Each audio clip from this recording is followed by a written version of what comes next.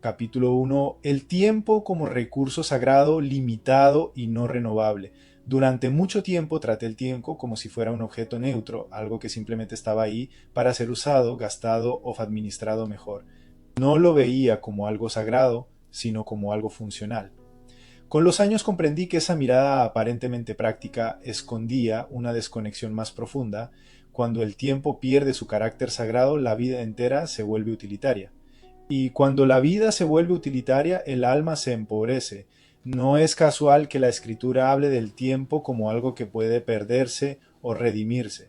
Aprovechen bien el tiempo no es una invitación a hacer más, sino a vivir con discernimiento. Cuando el tiempo deja de ser sagrado, se vuelve intercambiable. Cuando se vuelve intercambiable, termina siendo barato. El tiempo no es solo una medida, es un don.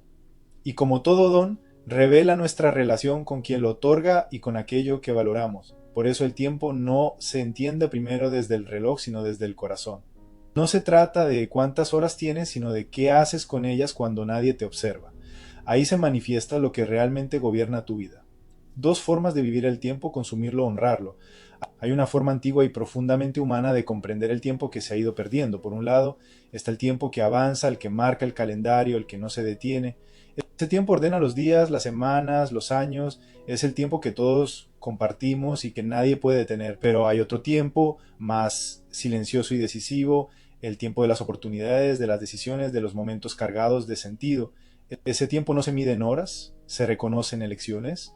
La diferencia entre ambos no es teórica, es práctica. El primero se consume inevitablemente, el segundo se honra o se desperdicia.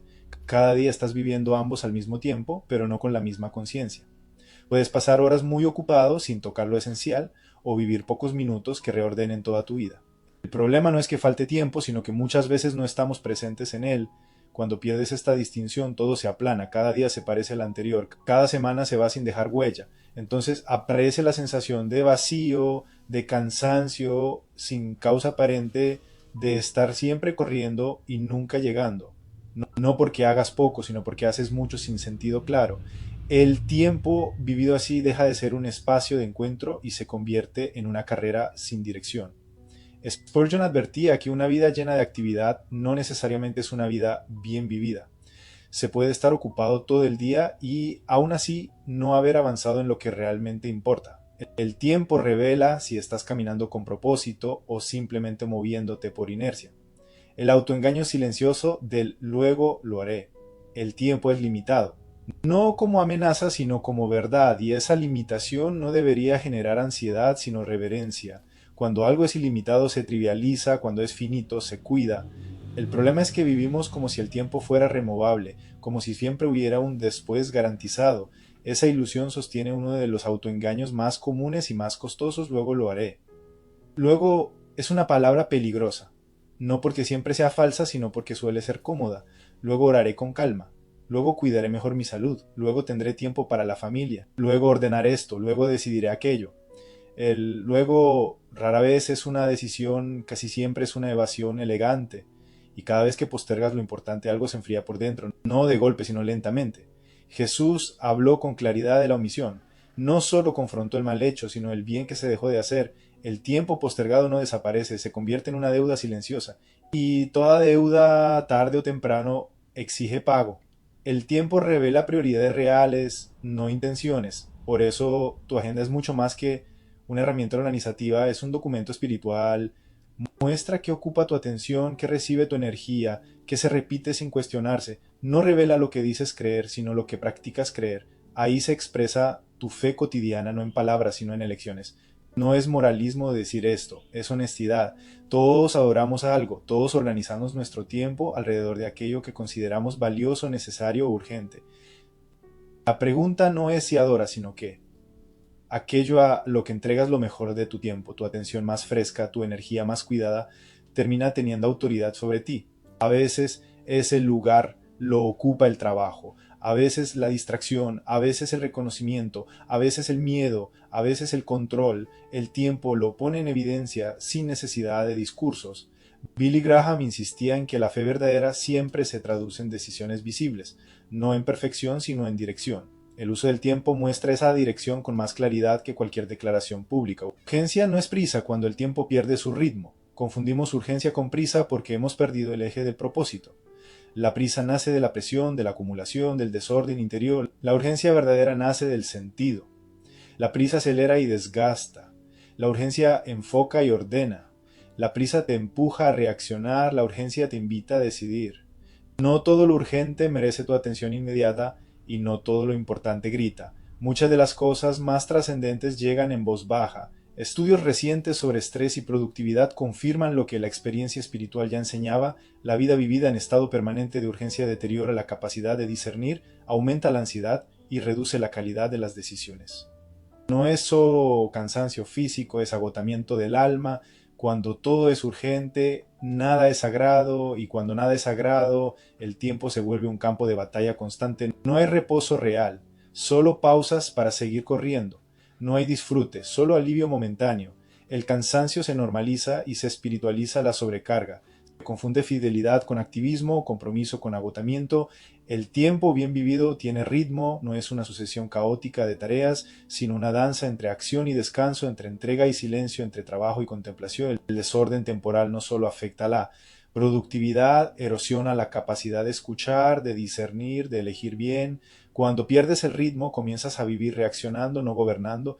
Tal vez hoy no necesitas reorganizar toda tu vida, tal vez necesitas hacer algo más sencillo y más difícil al mismo tiempo, mirar tu última semana con honestidad.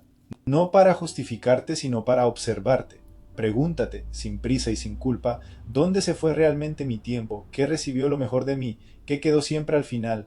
¿Qué se postergó una vez más? Esta auditoría no es un ejercicio técnico, es un acto de conciencia. No se trata de contar horas, sino de reconocer patrones. Lo que se repite habla, lo que nunca ocurre también.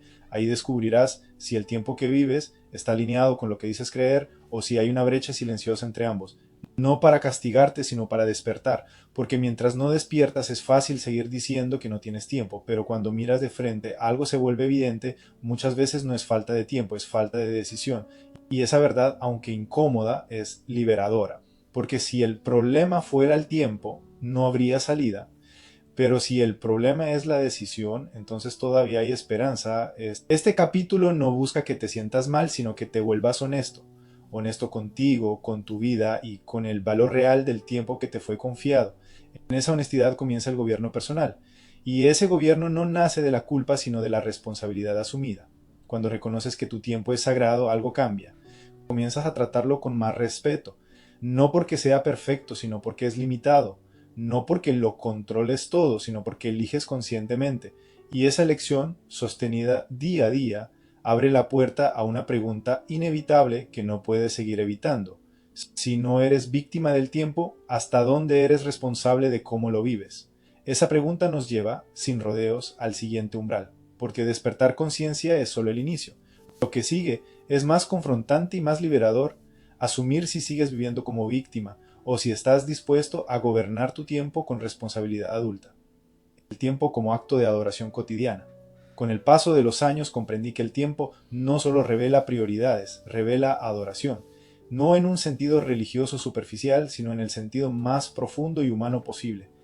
Aquello a lo que entregas constancia, atención y energía termina ocupando un lugar central en tu vida, no porque lo hayas declarado así, sino porque lo practicas todos los días. El tiempo es obediente a lo que gobierna el corazón. La escritura lo expresa con una claridad inquietante: donde esté tu tesoro, allí estará también tu corazón. El tiempo sigue exactamente la misma lógica. No va primero a lo que dices amar, sino a lo que realmente consideras valioso. Por eso el tiempo no miente. Se mueve hacia aquello que en la práctica ocupa el centro. Por eso hablar del tiempo como algo sagrado no significa volverlo solemne o rígido. Significa reconocer que cada día es un espacio confiado, no poseído. El tiempo no te pertenece, te fue dado, y todo lo que se recibe como encargo pide una respuesta responsable. No perfecta, pero sí consciente. No ideal, pero sí honesta. En la Biblia, todo lo que es confiado exige mayordomía. El tiempo no es la excepción. Cuando pierdes esta perspectiva, comienzas a vivir el tiempo como si fuera exclusivamente tuyo, como si no tuviera consecuencias más allá del cansancio o la agenda llena. Pero el tiempo mal vivido deja huellas. afecta relaciones, erosiona carácter, debilita la capacidad de escuchar y poco a poco desconecta del propósito. No porque seas una mala persona, sino porque vivir sin conciencia siempre tiene costos invisibles. Charles Spurgeon advertía que una vida espiritualmente descuidada rara vez se destruye de golpe, se apaga lentamente. El desgaste no suele venir de grandes caídas, sino de pequeñas negligencias sostenidas. El uso inconsciente del tiempo funciona de la misma manera, no genera alarma inmediata, pero debilita por acumulación. El tiempo entendido desde esta mirada deja de ser una variable técnica y se convierte en un lenguaje. Habla de tu fe práctica, de tu confianza, de tus temores. Habla de si vives desde la escasez o desde la confianza, desde el control o desde la entrega, desde la reacción o desde la elección. No necesitas explicar demasiado tu visión de la vida, basta con observar cómo usas tus días. Esta comprensión cambia el peso de las decisiones pequeñas, ya no son triviales, ya no son solo hoy, cada día se vuelve una oportunidad concreta de alineación o de dispersión, no desde la culpa, sino desde la responsabilidad adulta. Y esa responsabilidad no aplasta, ordena, porque cuando sabes que tu tiempo tiene valor, comienzas a tratarlo con más cuidado. Cuando el tiempo se vive sin eternidad. Uno de los grandes problemas de nuestra época es que vivimos atrapados en lo inmediato. Todo compite por atención ahora, todo exige respuesta rápida, todo parece urgente. En ese contexto, la eternidad desaparece del horizonte cotidiano, no como concepto teológico, sino como criterio práctico. Vivimos como si solo existiera el corto plazo, como si lo que no produce resultados inmediatos no valiera la pena. La Biblia llama a esto miopía espiritual, vivir mirando solo lo visible y olvidando lo que sostiene. Cuando la eternidad se pierde de vista, las decisiones se encogen. El tiempo se vuelve estrecho. Se piensa en términos de alivio inmediato, no de construcción profunda. Cuando se pierde esta perspectiva, el tiempo se achica. Las decisiones se vuelven cortoplacistas. Se privilegia lo que rinde rápido aunque desgaste, se posterga lo que construye lento aunque sostenga. Se elige la prisa sobre el proceso, el ruido sobre el silencio, la ocupación sobre la presencia. Se sacrifica lo importante en el altar de lo inmediato. La urgencia verdadera no nace del miedo a perder algo, sino de la claridad sobre lo que importa. Cuando tienes claro el propósito, sabes qué no puede esperar y qué sí. Sabes cuándo decir no sin culpa y cuándo decir sí con compromiso, pero cuando el propósito se diluye, todo parece igualmente importante y nada termina siendo verdaderamente significativo. Billy Graham insistía en que la falta de decisión era una de las mayores tragedias espirituales de la vida moderna. No por rebeldía abierta, sino por postergación constante. Cuando la eternidad se diluye, el tiempo se llena de excusas razonables que nunca terminan de convertirse en obediencia. Vivir con conciencia de eternidad no significa vivir desconectado de la realidad, sino todo lo contrario, significa tomar decisiones presentes con una mirada más amplia. Preguntarte no solo qué resuelve hoy, sino qué construye a largo plazo. No solo qué te alivia ahora, sino qué te fortalece después. No solo qué te ocupa, sino qué te forma. Muchas veces el agotamiento no viene de hacer demasiado, sino de hacer mucho que no deja fruto, de invertir tiempo en cosas que no alimentan ni el alma ni el propósito. Ese desgaste suele disfrazarse de fidelidad, de responsabilidad, incluso de espiritualidad. Pero la fidelidad sin discernimiento termina siendo activismo estéril. El tiempo vivido sin eternidad se vuelve frágil. Cualquier interrupción lo desordena, cualquier crisis lo rompe. En cambio, cuando hay una visión más profunda, el tiempo se vuelve estable. No porque todo sea fácil, sino porque hay un eje que sostiene. Cuando el propósito gobierna, el tiempo encuentra su lugar, la auditoría que nadie puede evitar. Llegados a este punto, hay una pregunta que no se puede esquivar sin autoengaño. ¿Dónde se fue realmente tu tiempo la última semana? No el tiempo que planeaste, sino el que efectivamente viviste. No el ideal, sino el real. No el que te gustaría mostrar, sino el que ocurrió cuando nadie te estaba evaluando. La escritura habla de examinarnos con honestidad, no para condenarnos, sino para corregir el rumbo. El tiempo es uno de los mejores instrumentos para ese examen porque revela sin adornos, no discute, no justifica, simplemente muestra, hace este ejercicio con honestidad.